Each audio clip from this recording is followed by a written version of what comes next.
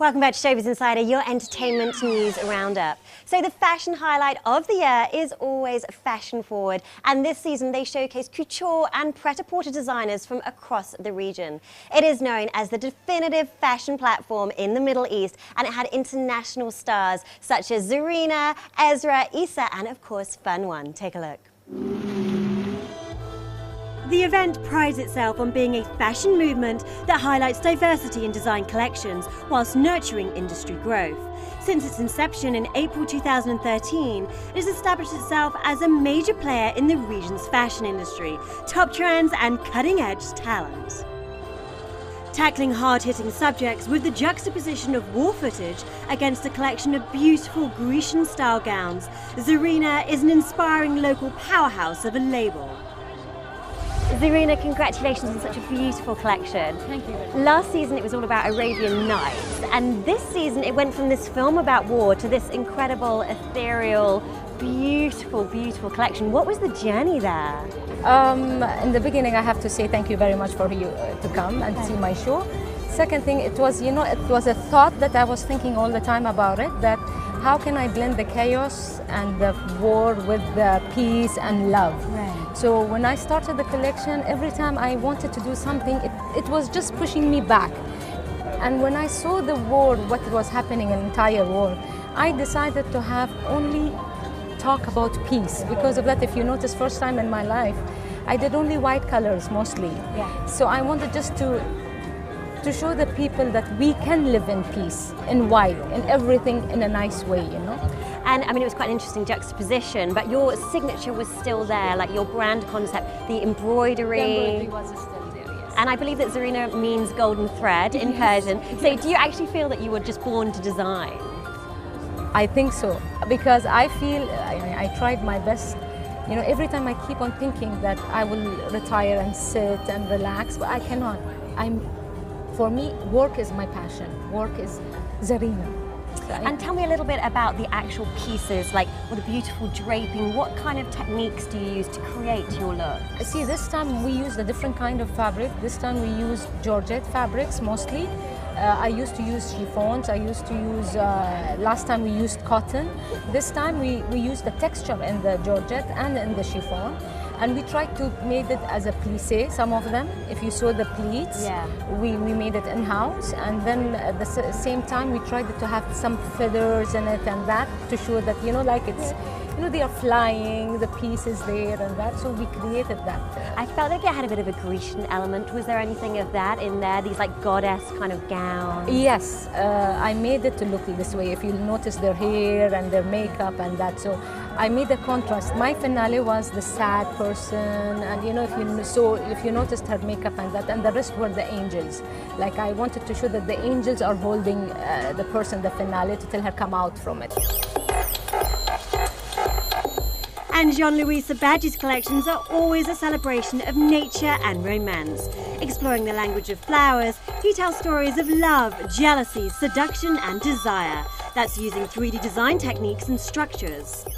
So Jean-Louis, congratulations on that beautiful collection. Now, I know your work is always very nature-inspired, and this one has a great story about secret messages. Exactly. Tell us about this. So the concept of the collection, the title is actually floriography. So it's the language of flowers, which was used in the Victorian era, where people used to send coded messages in forms of bouquets of flowers.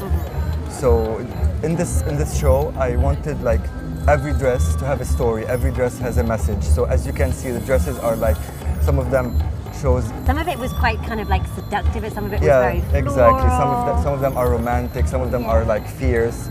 So different messages run through the dresses. Now I remember in your last collection you'd introduced the silicone technique, exactly. which was really interesting and different, and you've used that again in this collection. Exactly. Yeah, and there was also a lot of roping. Tell us about that. Yeah. So as you said, I always use the silicone and the braided techniques as if these are my signature.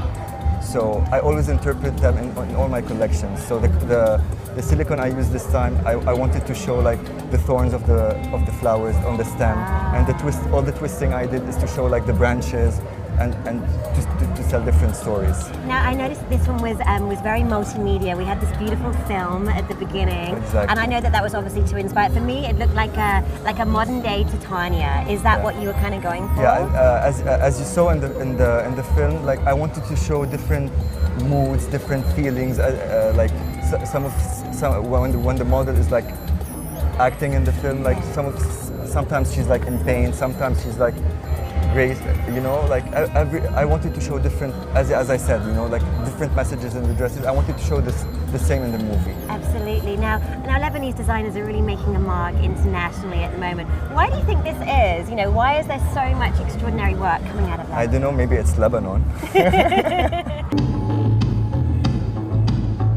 From Lebanon to Morocco, Said Marouf introduced his Suprematism collection. Inspired by Kazimir Malevich's paintings, the limited range of colours and forms express pure artistic feeling through an uber-wearable prêt-à-porter line.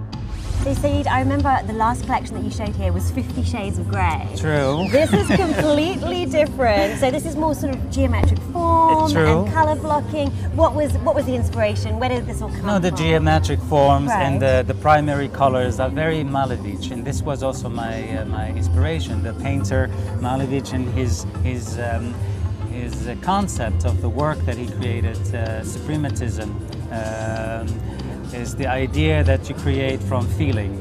And I thought this was a nice way to start this collection and make some reference to this. And of course, when I do create myself, I never have like I do really intuitively. I don't take from things as like how I feel and how I investigate and see things and how I drape things, and then they become a collection. I love all the draping, and we were just saying earlier, like your work is so wearable. Yes. You know, what I find so interesting about you is your background was in costume design.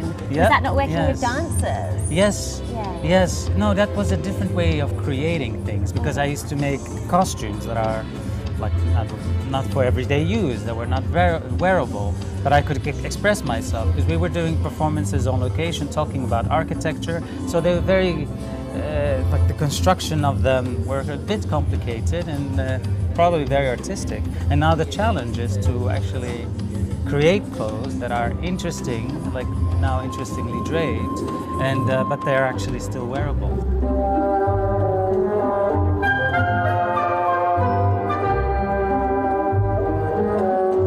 And the ultimate fashion finale is always a Matto by Fun one. Titled Love is a Battlefield, this character-driven collection was based on Leo Tolstoy's tragic novel. Charcoal greys, acid-washed denim, top hats and skull motifs, it's an elaborate interpretation of the darker side of love.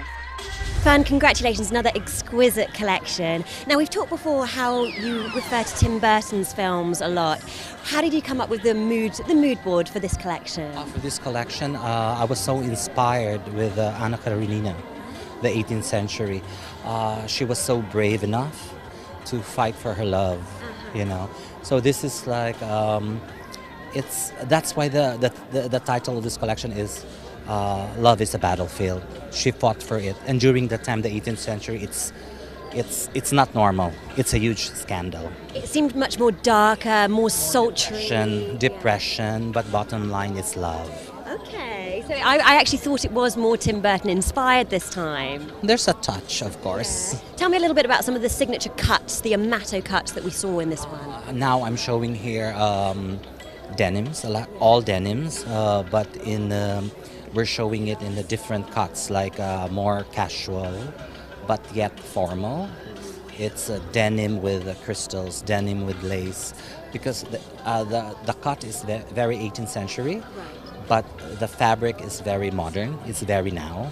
So I'm mixing both eras. I felt the models were very character driven, like it was more like costume, like every work had a defined character. What did you say to them to sort of get into the roles backstage? The role should be sexy and strong. And one more question, I know you're doing a lot of stuff with film too. Why do you think it's so important to fuse film with fashion? It's art, it's limitless. There's no boundaries. Amazing collections and of course the D3 Fashion Talks. But now leave your handbag on the throw because next up we're going to get our geek on at Comic Con.